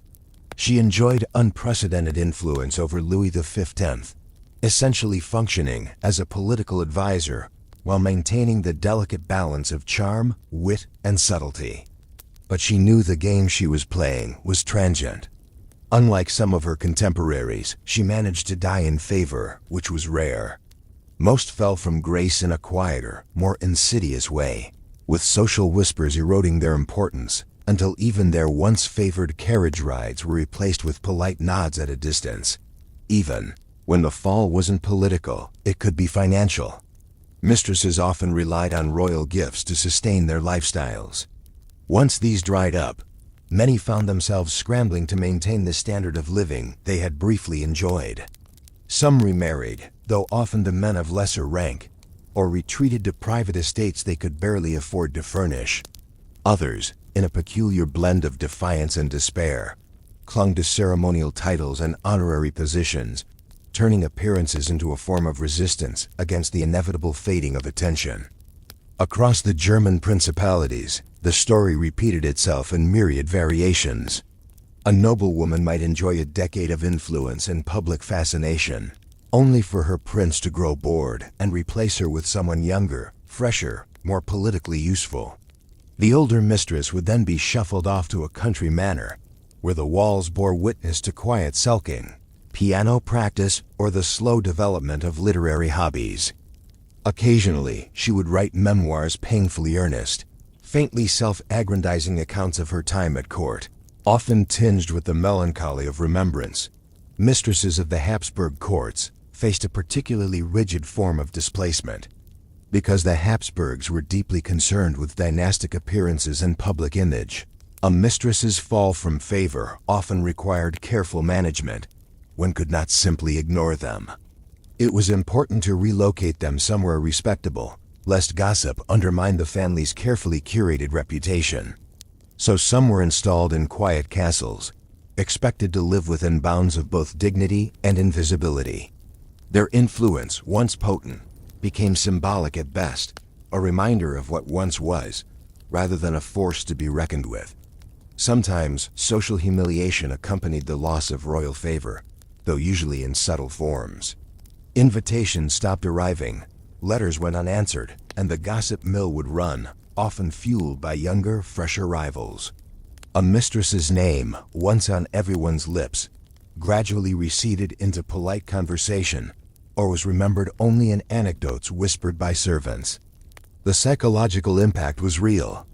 Many mistresses reportedly fell into depression, using religion, art, or seclusion to cope with the stark contrast between their former lives and their now reduced circumstances. Interestingly, some women anticipated this eventuality and tried to safeguard themselves with financial arrangements, strategic marriages, or loyal allies at court. But the success of these strategies varied wildly. While a few managed to transform temporary influence into lasting security, most were left to navigate the unpredictable currents of social decline with the same grace or lack thereof they had displayed in the limelight. The Russian courts provide another fascinating lens. Tsarist mistresses could enjoy privileges that made ordinary nobles dizzy with envy. Yet, when the Tsar's eye moved elsewhere, these women could be relocated to remote estates in the countryside. Here, they were expected to live quietly, produce heirs if possible, and above all, refrain from reminding anyone of their prior intimacy with power. Letters home from such women often blend resignation with quiet bitterness, documenting the slow erosion of attention and status that follows favor's expiration. In Spain, mistresses often faced an even more precarious existence. The rigid Catholic moral framework and the public interest in decorum meant that a fallen favorite could become the subject of gossip columns, or the early modern equivalent thereof. Many ended up quietly marrying courtiers or returning to their families, living with the constant tension of past indulgences and present propriety. Some became patrons of the arts or religion, turning their diminished visibility into a form of cultural influence. Though always under the shadow of former notoriety. Of course, the fate of mistresses varied with personality. Those who were charming, intelligent, or politically astute could often negotiate their own futures, even after losing the king's favor. Those less skilled in maneuvering sometimes vanished from history altogether, their names surviving only in passing notes, footnotes, or court gossip. In a strange way, the system encouraged both resilience and self-delusion. After all, it's easier to accept exile when one has a library of letters, a country estate, or a diary filled with personal reflections. That it's worth noting that not all falls were permanent. Some mistresses regained favor after a decade or more of quiet withdrawal, often to the surprise of newer favorites and the mild irritation of court gossipers. These comebacks, while rare, demonstrate the peculiar elasticity of courtly life, how influence could ebb and flow, almost like a river, dragging along some fortunate, some unfortunate, and leaving others stranded on dry land. Finally, one must remember that the entire system was underwritten by male desire, political expediency, and social ritual. The mistress's value was always conditional, her security fragile, and her future uncertain. History remembers her both as a symbol of indulgence and as a cautionary tale.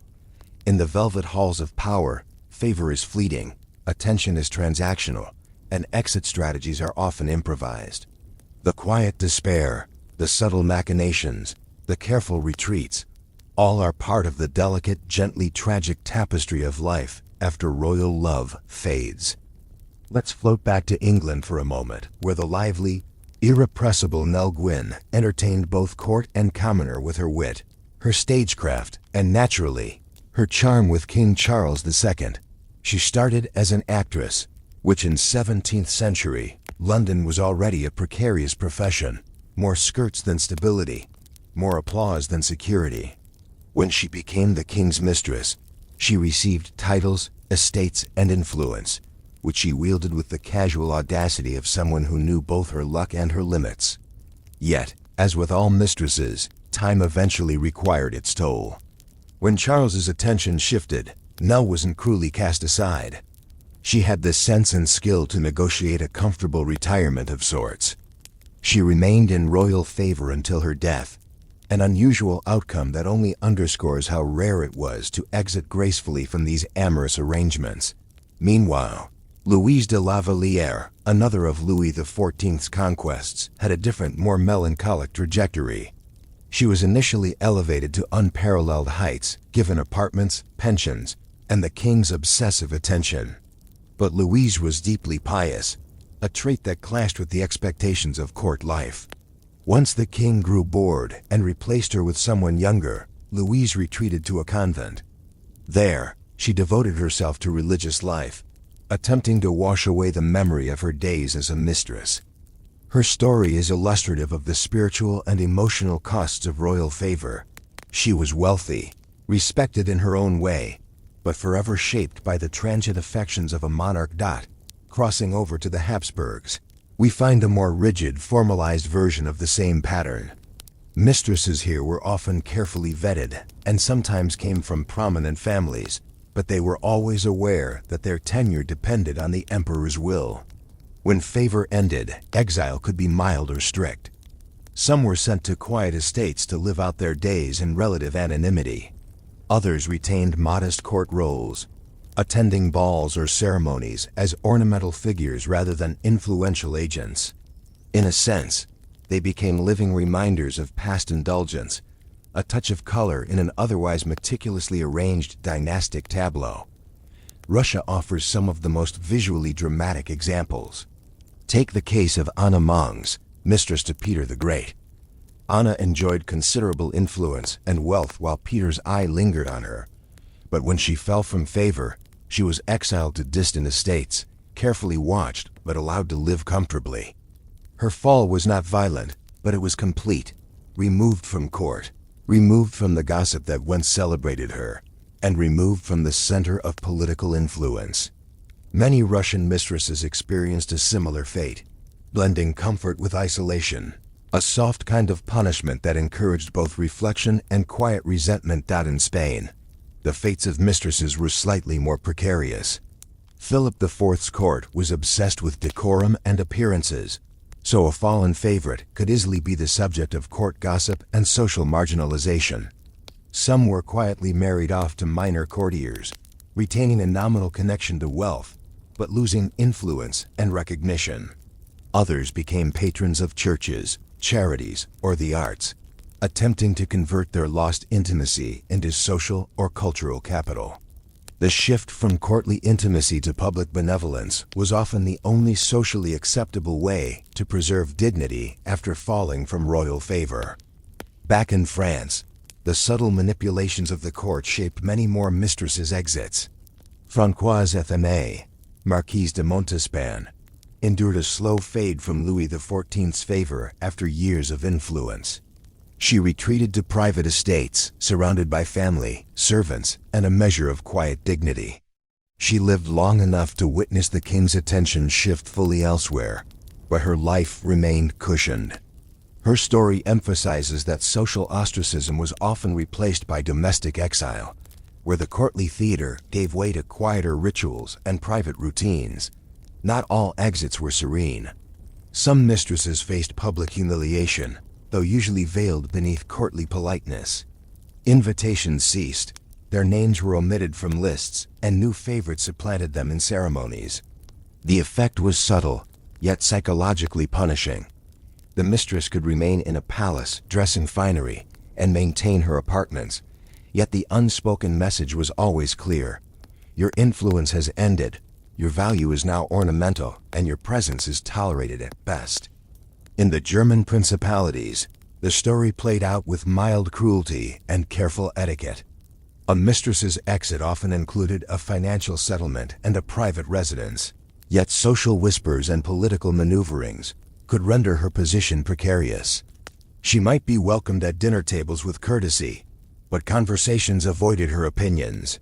She might attend balls, yet be ignored by those whose favors once mattered.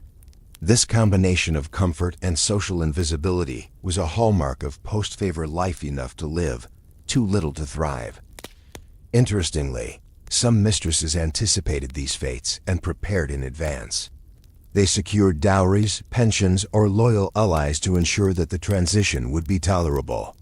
Their lives after the king's attentions could include estate management, patronage of the arts, or even minor political influence. But this required foresight, intelligence, and a measure of ruthlessness, qualities that not all mistresses possessed. Those who failed to plan often found themselves entirely dependent on residual goodwill, or the charity of family, which was rarely sufficient to maintain the lifestyle to which they had grown accustomed. The emotional toll of such transitions cannot be overstated. Many mistresses reportedly sank into melancholy, writing letters filled with regret, or maintaining extensive diaries that chronicled their fall from favor. These documents, when preserved, offer a vivid, intimate look at the psychology of royal obsession and abandonment. They reveal that, behind the silk and jewelry, the gilded apartments and feasts, there was often a profound vulnerability, a realization that love, attention, and influence were always temporary. Some mistresses attempted comebacks, using charm, political maneuvering, or alliances to regain royal favor. These efforts were hit or miss, and often dependent on the king's whim, the rivalries within the court, or simply luck. The attempt itself could be humiliating if it failed, highlighting the precariousness of a role built entirely on another person's desire and discretion. In rare cases, a mistress's return to favor could reinstate privileges, restore pensions, or even confer titles. More often, it ended quietly, leaving her to reflect on her prior prominence in solitude. In Italy, courts like Florence and Venice treated fallen mistresses with a mixture of indulgence and distance. Medici mistresses could be provided with estates, yet were expected to behave with decorum and remain largely invisible.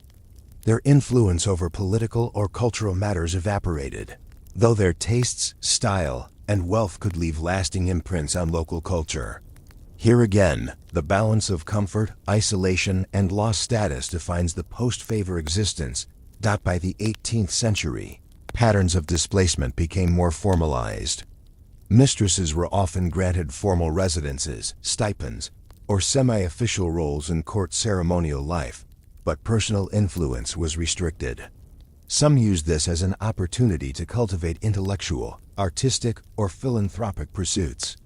Others descended into quiet obscurity, surviving on the edges of the social world they had once dominated.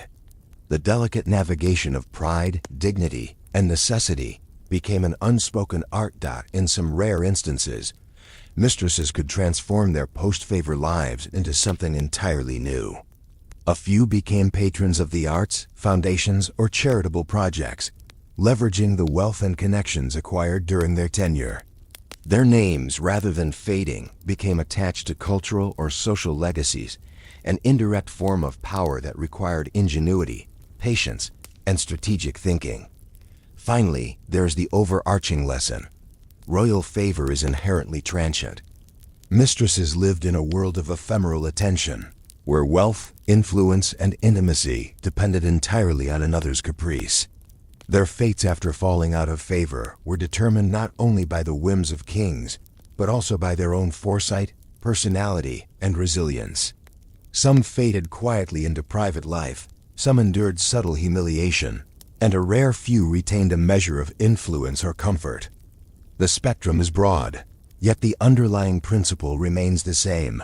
Proximity to power is always temporary, and the aftermath can be as instructive as the time spent in glory. So, when we look back at the lives of royal mistresses, it is worth remembering that beyond the jewels, apartments, and scandal, there was a recurring human story of desire, influence, impermanence, and adaptation. A mistress's life after favor might be quiet, melancholy, or surprisingly productive, but it was always shaped by the fragile architecture of another's attention. In this sense, their experiences offer a subtle, almost meditative insight into the rhythms of court life and the gentle tragedies of human attachment. And with that, we leave the velvet halls behind, the silken cushions empty, and the echoes of whispered promises fading into memory. Royal favor is fleeting, attention even more so, and the stories of those who lived, thrived, and faded under its glow remind us of the quiet, complex, and often bittersweet realities of life behind the crown. Eunuchs. Yes, those oddly quiet, oddly positioned men who somehow ended up in the middle of every palace intrigue imaginable. They were the people everyone ignored until they weren't, which, in court terms, is pretty much always. You might think being a eunuch was some kind of cushy roll robes, luxury, whispering behind the throne, occasionally handing the king his wine. But no. It was complicated and often deeply, irreversibly weird. Take, for instance, the eunuchs of the Ming Dynasty. China, 5th-10th century. These were not just servants with a peculiar medical condition. They were powerful, influential, and occasionally terrifyingly clever. Imagine being a man who has been rendered incapable of fathering children, but somehow is trusted to manage the emperor's harem, oversee entire bureaucracies, and sometimes even dictate who would live or die in a province. Of course, a few of them did the obvious thing and got greedy. Some eunuchs amassed personal armies, glittering wealth, and rivaled the emperor's own ministers.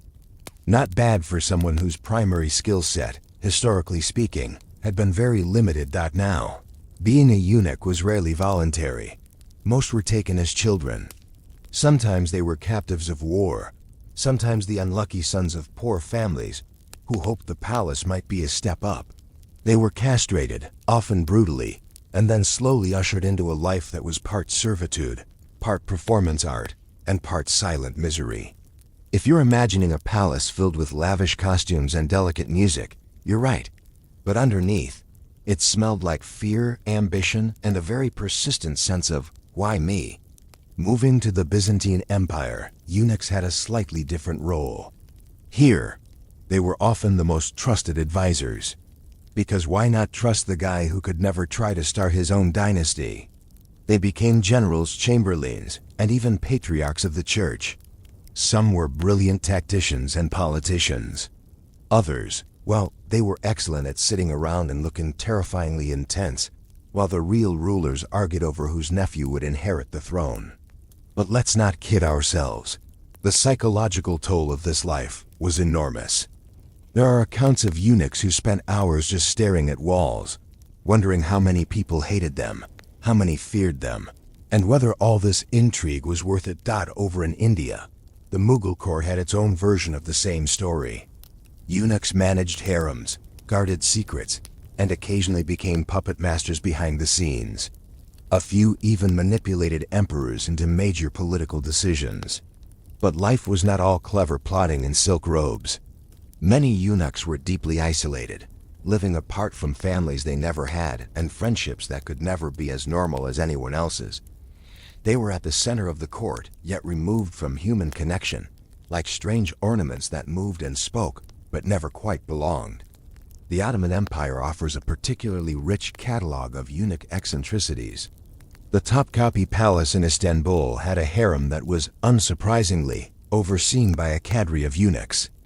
The chief black eunuch, a position of immense power, literally dictated who could see the Sultan and who could not.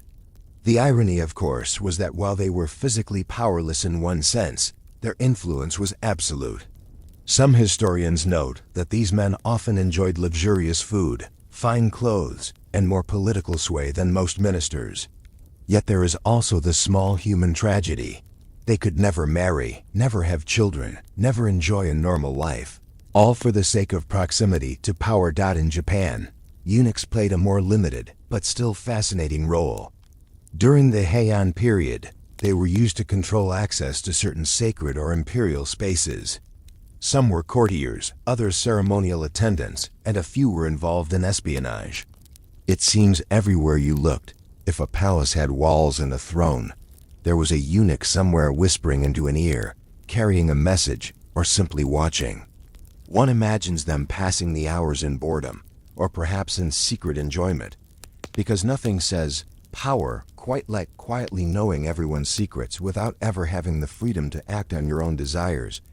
It's worth noting that the lives of eunuchs were sometimes absurdly contradictory. They were simultaneously invisible and omnipresent. A eunuch might be called upon to save the emperor's life or execute a plot against him, and yet, in daily life, they could be treated as furniture, existing only to perform their duties. Some developed reputations for cunning. Others became the subjects of rumor and mockery. One could never escape the shadow of their physical difference, even while wielding extraordinary authority. The mental gymnastics required for this life would likely tire anyone, and yet it was the norm for centuries. Interestingly, there were eunuchs who attempted to assert some semblance of personal life. In Ming China, for example, a few famous eunuchs commissioned art, built gardens, and sponsored literature. They could accumulate wealth, yes, but they also accumulated culture, perhaps as a substitute for the families they would never have. Some historians suggest that these acts of creation were attempts to leave behind a legacy proof that they had lived, despite a body and a society that insisted they were less than fully human. It's both touching and quietly sad. And while we often think of eunuchs in terms of power and influence, let's not forget the more mundane realities. Their living quarters were often crowded. Their diets could be lavish or austere, depending on the whims of their superiors. And there was always the anxiety of court politics. A eunuch could rise to prominence one day and be disgraced the next, sometimes for reasons entirely unrelated to their skill or loyalty. It was a precarious existence, as if walking a tightrope over a pit of hungry lions while wearing silk slippers. Eunuchs' psychological struggles are worth noting. Many exhibited signs of depression, obsessive behavior, and extreme loyalty to the courts that both empowered and imprisoned them. It's almost impossible to parse where ambition ended and survival began. One suspects that boredom, fear, and a need for control coalesced into peculiar habits. Collecting things obsessively, memorizing court gossip, or taking a sudden disproportionate interest in minute palace details. And yet, in a twisted way, these behaviors often preserved their usefulness and, therefore, their safety. Across cultures, eunuchs were sometimes sexualized figures in rumor and literature. Their ambiguous status, neither fully male in a reproductive sense nor female, made them subjects of fascination, disgust, and intrigue. Some authors describe them as seductive, others as grotesque. And yet, their reality is usually much quieter. A eunuch's life was more about survival, subtlety, and strategy than anything resembling romance or lust. The gap between perception and reality was at times almost comically wide. Occasionally, a eunuch would manage to wield absolute power. Take the infamous Wei Jiangshan of the late Ming dynasty. He controlled the imperial court with a blend of cunning, cruelty, and charm. He appointed officials, removed rivals, and essentially ran the empire from behind the screen of the emperor's quarters. And yet, he could never be a father, never have a family, never enjoy the very dynastic ambitions he so skillfully manipulated. Power, in this context, was almost a cruel joke. Complete control over other people's destinies, but none over your own. Even in less formalized courts, such as in some African kingdoms or smaller Asian principalities, eunuchs found niches that leveraged both trust and their unique social position. They could mediate disputes, serve as scribes, or manage trade and tribute. Their roles were often shaped less by law than by custom, which meant they could occasionally achieve prominence far beyond what one might expect. And yet, in all these cases, the same quiet sadness lingered. They existed as tools, as intermediaries, as shadows of the power they served. To some extent, the life of a eunuch was paradoxical. They were visible enough to wield influence, but invisible enough to avoid the normal expectations of family and reproduction. This strange in-between status made them both indispensable and replaceable, admired and pitied, feared and disregarded. One suspects they became experts at navigating ambiguity because it was literally the only skill that kept them alive. And finally, it's worth reflecting on their humanity. The eunuch, across cultures, centuries, and empires, was not merely a curiosity or a cautionary tale. They were children snatched from homes, men reshaped by court demands, humans trying to find a sense of belonging in environments that made that impossible. Some succeeded, some failed, and most probably existed in a gray haze somewhere in between, gliding through palace corridors, unseen and unforgettable in equal measure. It's a strange, quiet kind of tragedy, and perhaps that's why history has largely forgotten them, even as they shaped so much of the history it remembers. Let's drift into the lives of individual eunuchs, shall we? One can almost imagine them wandering palace corridors, half bored, half calculating, wearing silk that cost more than a farmer's entire village. Take Gao Lishi of Tang, China, for instance. He was officially a court servant, but unofficially, well, he basically ran the empire's behind-the-scenes operations. He knew everything the emperor wanted and often shaped decisions before the emperor even realized he'd had a thought. And yet, despite all this, he had no family, no heirs, nothing to pass on except a reputation. One wonders if he ever paused to wonder if anyone would mourn him properly. Meanwhile, in the Ottoman Empire, we find Hadim Suleiman Pasha, another eunuch who somehow ended up commanding armies. Yes, an army led by someone who had no hope of a traditional family or dynasty, which, in a palace full of schemers, was probably a feature, not a bug. He was trusted with enormous responsibility because his loyalty was assumed to be absolute. But one can't help imagining the inner tedium, endless marchers, endless logistics, endless thinking about what might happen if the Sultan got bored of him. In India, eunuchs like Khoja Mirdad, though primarily literary figures, were still enmeshed in court politics. They often wrote poetry or philosophical treatises, perhaps as a way to process a life defined by extreme regulation of body and emotion. Some of their verses reveal wistfulness, longing, and subtle bitterness, feelings they could never openly act upon. Their words became their legacy because their bodies and titles could not. There's a quiet beauty to this. Influence without intimacy, immortality through ink rather than offspring. Moving to Europe. Although rare, eunuchs did exist, often in church roles or in the service of royalty. Some Italian courts used them as musicians or ceremonial attendants, partly because their voices or appearances were considered unusual or pleasing, and partly because they could never claim the inheritance. Think of it as a strangely elite form of job security. You're useful, you're noticed, but you can never compete with anyone in the family line. There's a peculiar kind of safety in that, as long as you don't overstep. Back in Ming China, one of the more infamous figures was Zhang He. He was technically a military eunuch, But that title vastly understates his achievements. He led massive treasure fleets across the Indian Ocean, met foreign rulers, and returned with wealth and knowledge. It's easy to admire his accomplishments, yet slightly tragic. A man who traveled further than almost anyone of his era, who had influence across continents, and still could never start a family, never taste domestic life, never watch a child grow. The contrast is subtle, yet profoundly human. There were also notorious eunuchs who wielded influence in darker ways. Take Wei Zhongshun, who we met in Part 1. His life was a masterclass in palace manipulation. He created factions, purged rivals, and became an unofficial emperor behind the emperor's back. And yet, he was always aware of the precariousness of his situation. The moment the emperor or faction turned, all his power evaporated. It's almost a fable.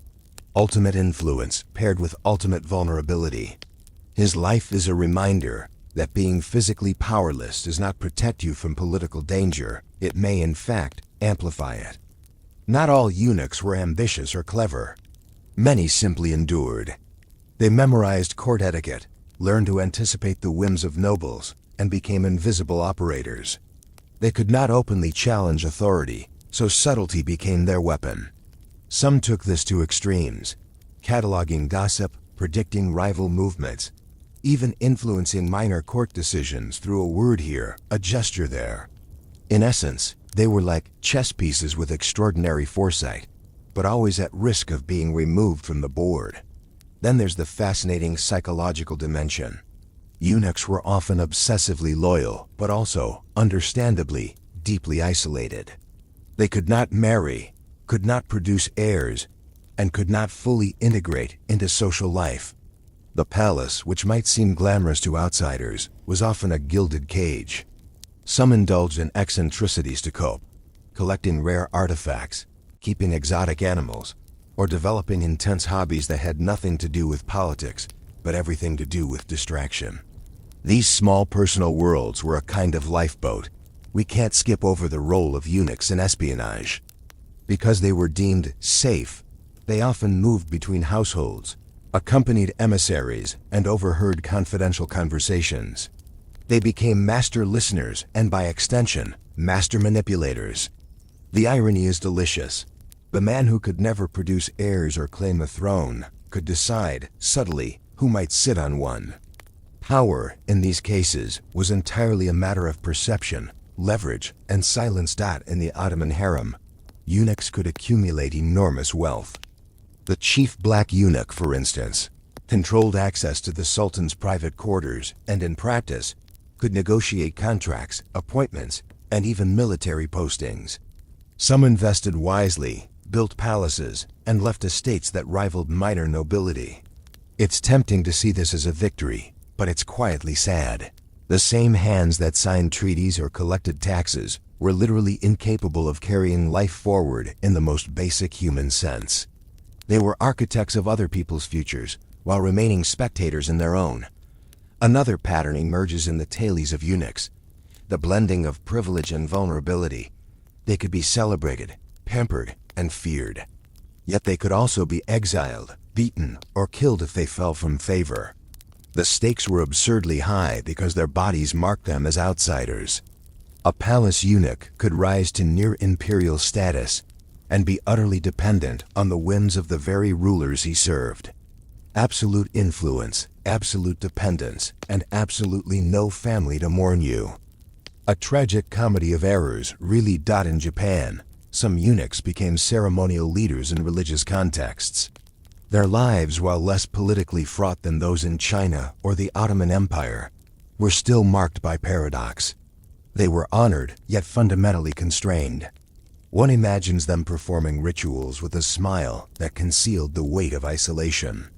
They knew they were essential, yet simultaneously excluded from the joys and intimacies of ordinary life. There's a quiet pathos to this duality that seems to echo across continents and centuries. In the Mughal court, eunuchs sometimes acted as intermediaries between emperors and their vast harems. Some developed influence over decisions of succession, inheritance, and property. Their opinions mattered because they were trusted to be disinterested in dynastic ambition. And yet, disinterest could never erase human desire. Some eunuchs cultivated private ambitions, rivalries, or even small circles of loyalty that functioned almost like surrogate families. These micro-alliances were crucial to survival. We should also acknowledge the small comforts these men occasionally found. Gardens, art collections, libraries, and patronage offered some escape from endless duty. These were not merely hobbies, they were a reclamation of self in an environment that demanded self-erasure. A eunuch commissioning a garden or sponsoring a poem was asserting quietly, "I exist. I have taste. I have thought. I have life." It's a subtle defiance wrapped in civility. Finally, reflecting on the overall arc of eunuch life, a pattern emerges. Invisibility paired with visibility, obedience paired with influence, absence of family paired with enduring cultural footprint. Eunuchs were rarely remembered as individuals by posterity, yet their actions shaped the lives of emperors, nobles, and even entire nations. Their stories are not thrilling in the conventional sense. They are quiet, flat, and oddly hypnotic, but perhaps that is precisely why they linger in our imagination. The eunuch's life is a meditation on control, constraint, and the strange ways humans negotiate power. Let's drift deeper into the personal lives of eunuchs, the quirks and peculiarities that history mostly ignores. Many of them developed unusual routines, partly out of boredom, partly out of necessity. Some collected insects, others kept birds, and a few, particularly in Ming China, kept entire menageries of exotic animals. These hobbies were more than entertainment. They were a small assertion of control in a life otherwise tightly constrained by palace walls. Imagine caring for a rare bird while knowing you could never have a child of your own, a strangely poetic contrast. Eunuchs were often obsessive about personal cleanliness. In the Ottoman court, some reportedly bathed multiple times a day and maintained wardrobes that would put most nobles to shame. It wasn't vanity, exactly, though it sometimes looked like that. It was more about maintaining an image of invulnerability, of being polished, refined, and above ordinary human frailties. If your body already marked you as other, perhaps the only thing you could control was how clean and composed you appeared. Some eunuchs took an almost theatrical approach to influence. In Ming China, there were eunuchs who staged elaborate displays of loyalty or generosity toward the emperor, hoping to cement favor. They gave gifts, performed rituals, or orchestrated spectacles. This wasn't always successful. One misstep could lead to disgrace. But when it worked, it could elevate a eunuch from anonymity to the pinnacle of power. The stakes were high, the effort immense, and the emotional cost quietly exhausting. Rivalries were a constant part of eunuch life. In the Ming court, factions of eunuchs would spy on, undermine, and manipulate each other for position. One wrong rumor, one misplaced gift, and a man could fall from favor, sometimes permanently. And yet, the rivalries were conducted with subtlety, almost invisibly. A glance, a gesture, a whispered suggestion could decide a career. Power was never declared. It was insinuated, carefully orchestrated, and deeply psychological. Isolation was another common thread. Despite their importance, eunuchs often lived apart from ordinary social life. Some were not allowed to mingle freely. Others were deliberately kept away from the public to maintain their otherness. Friendships were rare, romantic life impossible, family non-existent. Loneliness, unspoken and persistent, seems to have been an almost universal companion. One imagines the quiet nights in the palace corridors, walking alone, hearing distant music, and knowing that connection, in the conventional sense, was forever denied. Yet some found ways to create miniature families or mentorships. A senior eunuch might take a younger one under his wing, teaching the subtleties of court etiquette, palace secrets, and survival strategies. These bonds were intensely practical, but often deeply human. For the young eunuch, the older mentor could be the closest thing to a family. And when the mentor passed or fell from grace, the loss could be profound, another quiet tragedy of the life. The diet of eunuchs was often peculiar. In Ottoman and Chinese courts, they sometimes enjoyed the best food, partly to maintain health, partly to display wealth and status. Yet some chose restrictive diets, perhaps as a form of control, or perhaps out of superstition. Food, like gardens or poetry, became another domain where a eunuch could exercise agency. One wonders if these dietary quirks were a form of rebellion, however quiet, in a life otherwise dictated by palace rules. In terms of appearance, eunuchs often walked a fine line between elegance and intimidation. In many courts, their presence was deliberately striking. They were dressed in luxurious fabrics, adorned with jewelry, and sometimes painted or scented. This visual assertion of status compensated for the vulnerability imposed by their physical condition. They were, in effect, living symbols of paradox, powerful yet constrained, visible yet other, feared yet often lonely. Many eunuchs also became patrons of the arts, commissioning paintings, architecture, or literary works. This pursuit was both a hobby and a statement. I am more than my body. I am a mind, a taste, a legacy. Gardens, calligraphy, and poetry became their subtle rebellion, a way to inscribe themselves into history without violating the strict social rules that defined them. These creations are perhaps their quietest, most enduring achievement, humanity expressed in beauty rather than bloodlines. Mental health, unsurprisingly, was a challenge. The combination of isolation, high stakes, and physical alteration created a psychological environment few could navigate unscathed. Reports suggest that some eunuchs became obsessive, neurotic, or deeply melancholic. Others, remarkably, cultivated calm, almost meditative lives, learning to observe without attachment, to act without personal desire. The extremes of their psychology seemed to mirror the extremes of the courts they served. Some eunuchs became historical legends for reasons both admirable and ridiculous. In China, for example, a few were remembered not for cruelty or treachery, but for extraordinary competence and loyalty. In Europe and the Middle East, tales often exaggerate both their power and strangeness, creating myths that blur reality. The pattern is consistent. The more visible a eunuch became, the more their stories straddled legend and lived experience, making them simultaneously fascinating and misunderstood. A curious aspect of eunuch life was their relationship with mortality. They often witnessed death in the palace intimately, emperors, ministers, and rivals, but rarely had heirs or descendants of their own. The notion of legacy was abstract, not blood, not family, but influence, reputation, and occasionally art. Their mortality was both ordinary and peculiar. They aged like anyone else, yet their mark on the world was crafted entirely through observation, manipulation, and occasional creativity. Despite all their influence, eunuchs could be remarkably humble in their daily routines.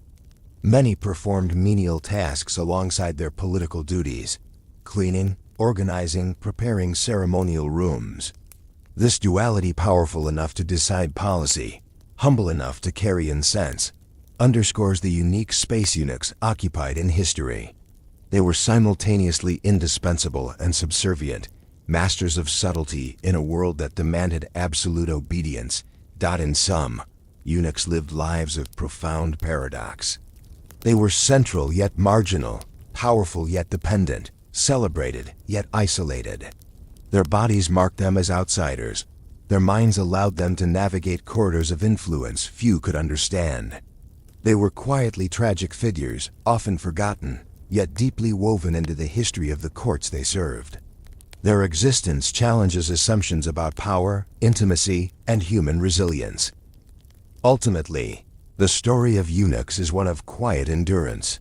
They survived brutal procedures, political machinations, and social isolation. They exercised influence, created culture, and navigated a world that was, in many ways, indifferent to them. They did not leave dynasties, but they left echoes. In art, in politics, and in the faintly whispered stories of palace intrigue that survive to this day. Their lives are reminders that history is shaped not only by kings and generals, but by the quiet, overlooked figures whose very absence of conventional power allowed them a kind of strange, subtle dominion. And so, as we drift back from corridors of palace intrigue, it's worth pausing to reflect. Eunuchs were, in a sense, everywhere and nowhere. They observed, advised, and acted, all while denied the simplest human privileges. Their stories are slow, flat, and oddly hypnotic, perfect companions for a quiet night of reflection. They remind us that influence is not always loud, and that sometimes the most remarkable lives are lived in the margins, silently shaping the world around them.